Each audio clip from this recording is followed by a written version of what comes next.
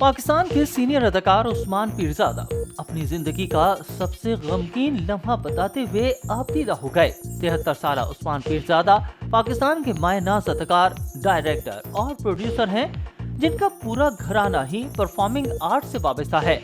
उनके वालिद रफी पीरजादा ने पाकिस्तान में थिएटर की बुनियाद रखी थी।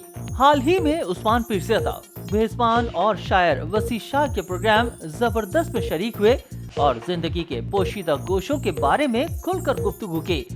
अपने वालिद की यादों को ताज़ा करते हुए बताया कि मेरे वालिद के साथ आखिरी मुकालमा शराब के हवाले से हुआ था। मैंने उनसे पूछा कि अब्बा, आपने कभी शराब पी है? क्योंकि उस जमाने में पाबंदी न होने की वजह से उनके अक्सर हम असर शराब पिया करते थे। उस्मान पीरजादा ने बताया कि मेरे सवाल पर मेरे वालिद मुझे देखकर मुस्कुराए और जवाब दिया कि नहीं बेटा, हमें इसके साथ इतना शगफ नहीं रहा और शायद हमें अपनी जात का इतना नशा था कि हमें इसकी जरूरत ही नहीं पड़ी।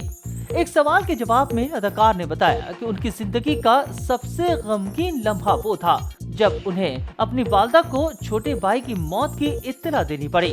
इसकी तफसील बताते हुए उन्होंने कहा कि मेरे वालिद के बाद मेरे भाई बहजाद की मौत खानदान की पहली मौत थी। हम सुबह 4 बजे इसकी मैयत घर लेकर आए। उस वक्त मेरी वालदा हयात थी।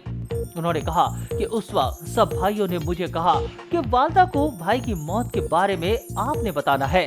मैं समझता हूँ कि मेरी जिंदगी का इससे खौफनाक लम्हा कोई नहीं हो सकता जब 92 साल वालदा को भाई की मौत का बताना पड़ा। उस्मान पीरजादा ने कहा कि भाई की मौत के बाद कुछ चीजों को देखने का अंदाज बदल गया। हम इसकी तदफीन करके आ गए तो मैं इसके कमरे में गया जहाँ उसका लिबास इस्त्री हुआ लटका था। जूते पॉलिश रखे हुए थे जो इसे अगले रोज पहनने थे और हम इसे कफन में लपेट कर दफना के आ चुके थे। उन्होंने कहा कि उस वक्त एहसास हुआ कि ये जिंदगी है, कुछ साथ लेकर नहीं जाना, अकेले जाना है, सबको इस दुनिया से जाना है। इसलिए छोटी सी जिंदगी में किसी के साथ ज्यादती ना करें, झूठ ना बोलें और जितना इल्म हासिल कर सके करें और अपनी तख्लीकी सलाहियतों को बरूए कार लाएं।